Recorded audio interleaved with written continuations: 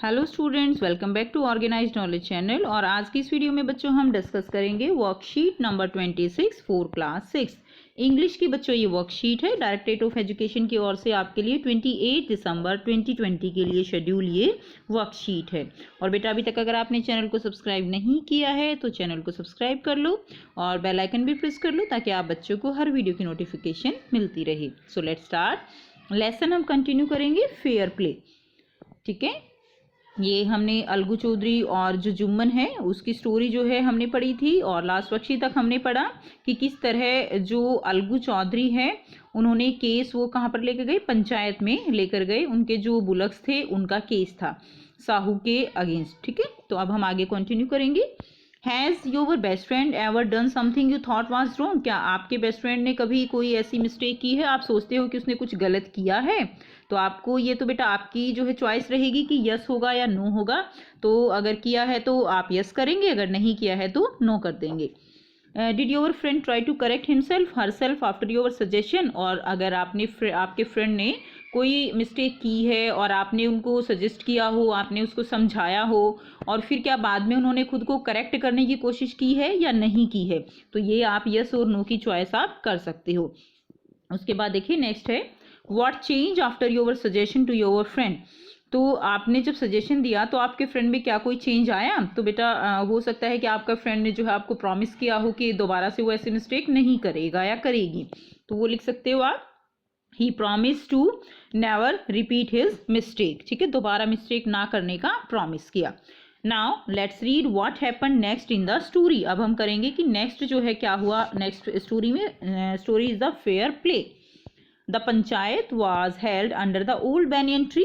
ठीक है, old banyan tree के नीचे पंचायत हुई। Algu stood up and said, Algu खड़ा हो गया और कहा the voice of the panch is the voice of God. की जो पंचों की वॉइस है वो किसकी वॉइस है? गॉड की वॉइस होती है। Let Sahu nominate the head panch. अब जो है जो अलगू चौधरी है उसने क्या कहा? उसने कहा कि साहू को जो है हेड पंच चुनने दिया जाए। ठीक है, I will abide by his decision. और मैं उसके डिसीजन, जो भी उसका डिसीजन होगा, जिसको भी वो हेड पंच चुनेगा मैं उसके डिसीजन के साथ रहूंगा। उसके बाद देखिए Sahu saw his chance and propose the name of Jumman. अब साहू ने चांस देखा। अब साहू को पता था कि जुम्मन उसका जो है एनिमी हो चुका है। उसने क्या किया? उसने जुम्मन का नाम जो है वो प्रपोज कर दिया। अलगू हर्ट सेंक। अब अलगू का जो हृदय था यानी उसका दिल जो है वो बैठ गया। बैठने का मतलब क्या होता है? बैठ जाना यानी सेंक कर जाना। इसका मतलब क्या होता है कि घबरा जाना, मन से घबरा जाना। क्योंकि अलगू को पता था कि जुम्मन जो है वो उसका एनिमी है, वो उसको अपना दोस्त नहीं मानता, इसलिए वो उसको क्या होगा, उसका डिसीजन जो है वो उसके शायद खिलाफ ही होगा। ऐसा अलगू का, इसलिए अलगू घबरा गया। एंड ही टर्न पेल। और उसका फेस जो है वो पेल हो गया यानी पीला पड़ गया। But what could he do? लेकिन वो क्या कर सकता था? वो हेल्पलेस था यहाँ पे। The moment Jumman became head panch. अब हुआ क्या? जुम्मन जो है वो हेड पंच हो गया। ही रियलाइज्ड हिज रिस्पॉन्सिबिलिटी एज जज। अब वो एज अ जज अपनी रिस्पॉन्सिबिलिटी जो है उसने उसको रियलाइज किया। And the dignity of his office. और ऑफिस मतलब यहाँ पे जो उसको काम मिला, अब हेड पंच का उसको काम मिला तो उसने जो है उसको जज किया, उसकी जो है डिग्निटी को रियलाइज किया कि जो हमारी पोजीशन होती है, जो हम उस समय काम कर रहे हैं, वो डिग्निटी हमारे लिए कितनी ज़रूरी है। ठीक है, उसको उसने रियलाइज किया। Could he seated in that high place have his revenge now? तो उसने सोचा कि यहाँ पर जो है जिस प्लेस पे आज वो है head panch, as a head panch, क्या वो अपना बदला ले सकता है? He thought and thought. उसने सोचा और वो सोचने लगा। No, he must not allow his personal feeling to come in the way of speaking the truth and doing justice. तो उसने क्या सोचा कि जो जस्टिस है उसको वो करना चाहिए और जो सच्चाई है उसी का उसको साथ देना चाहिए। और जो सच है, जो जस्टिस है, जो प्रॉपर ट्रूथ है, उसमें उसको अपनी जो पर्सनल फीलिंग है अलगू चौधरी के लिए वो नहीं लेकर आनी चाहिए, ऐसा उसने सोचा।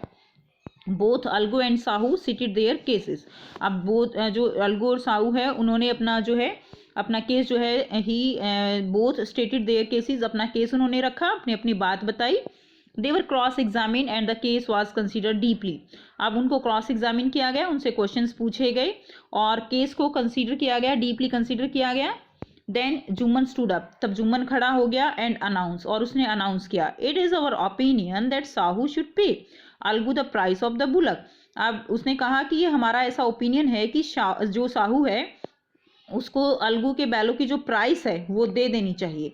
When Sahu bought the bullock, जब साहू ने बुलक खरीदे थे, it suffered from no disability और डिजीज, डिसेबिलिटी बेटे यानी उनको कोई बीमारी नहीं थी, कोई डिजीज नहीं थी जब साहू ने अलगू से बैल खरीदे थे। ठीक है, the death of the bullock was unfortunate, और जो बुलक्स की डेथ हुई साहू के पास जाके वो एक जो है दुर्भाग्य हुआ। ठीक है, अनफॉर्च्यून है, but Algu can not be blamed for it, लेकिन अलगू को इसके लिए ब्लेम नहीं किया जा सकता। Algu could not contain his feeling, Algu जो है वो अपनी फीलिंग्स को नहीं रोक सका, क्योंकि अलगू तो सोचे बैठा था कि जुम्मन उसके अगेंस्ट ही डिसीजन देगा। ठीक है, इसलिए अब उसके हक में फैसला आया, जुम्मन ने एक बहुत ही अच्छी बात कही, तो वो अपनी फीलिंग्स को नहीं रोक पाया as a friend. And he stood up, और वो खड़ा हो गया, एंड सेड लाउडली, और तेज से बोला, ओवर एंड ओवर अगेन, और उसने मतलब वो बात जो है बार बार एक बात बोली, क्या थी, विक्ट्री टू द पंचायत, यानी पंचायत की जीत है। ठीक है, दिस इज जस्टिस, यही जस्टिस है, यही न्याय है। God lives in the voice of the panch, जो पंच है उनकी वॉइस में भगवान रहता है। सून आफ्टर, कुछ समय बाद क्या हुआ, जुम्मन केम टू अलगू, जुम्मन जो है वो अलगू के पास आया, एम्ब्रेस्ड हिम एंड सेड, उसने उसको गले लगाया और कहा, since the last panchayat I had become your enemy, कि लास्ट जो पंचायत हुई थी, लास्ट पंचायत किसकी हुई थी बेटा, आंटी की और जुम्मन की हुई थी, जिसमें अलगू ने फैसला दिया था। तो उसने कहा कि लास्ट पंचायत से मैं तुम्हारा शत्रु हो गया था। टुडे आई रियलाइज, आज मैंने विश्वास किया, आज मैंने रियलाइज किया, what it mean to be a panch, कि एक पंच का मीनिंग क्या होता है, क्या होता है एक पंच, उसकी क्या पोस्ट है और क्या उसको करना चाहिए, ऐसा मैंने आज फील किया। ए पंच हैज़ नो फ्रेंड और नो एनिमी, एक पंच का ना कोई शत्रु होता है ना ही उसका कोई मित्र होता है। ही नो ओनली जस्टिस, वो केवल जस्टिस जानता है, न्याय करना उसको आना चाहिए। Let no one deviate from the path of justice and truth for friendship और एनमिटी, कि उसको जो है अपने जो उसका पाथ है जस्टिस का, ट्रूथ का, ठीक है, सच्चाई न्याय, उसके पाथ, उसको उस रास्ते से जो है बेटा उसको रास्ते से भटकना नहीं चाहिए, वो रास्ता उसको नहीं छोड़ना चाहिए। Algu embraced his friend and wept, Algu ने जो है उसको अपने फ्रेंड को जो गले लगाया और रोने लगा। And his tears washed away all the dirt of misunderstanding between them, और उसके जो आंसू निकल रहे थे, टीयर वॉश्ड अवे, उन्होंने जो है बहा दिया, यानी बह गया क्या, डर्ट, डर्ट यानी बेटा गंदगी, किसकी गंदगी, मिसअंडरस्टैंडिंग, जो दोनों के बीच में अलगू के दिमाग में तो चलो वो चीज़ नहीं थी, वो उसको अपना शत्रु नहीं मानता था, लेकिन जो जुम्मन था उसने की जो मिसअंडरस्टैंडिंग थी दोनों के बीच में, जो उसके आंसू थे उन्होंने उसको धो दिया। एंड ओके, और इस तरह से जो स्टोरी है उसकी हैप्पी एंडिंग हो गई। ठीक है, अब हम करेंगे इसके question answer. On the basis of your reading of the passage write true और false for the following statement, आपको ट्रू और फॉल्स बताना है।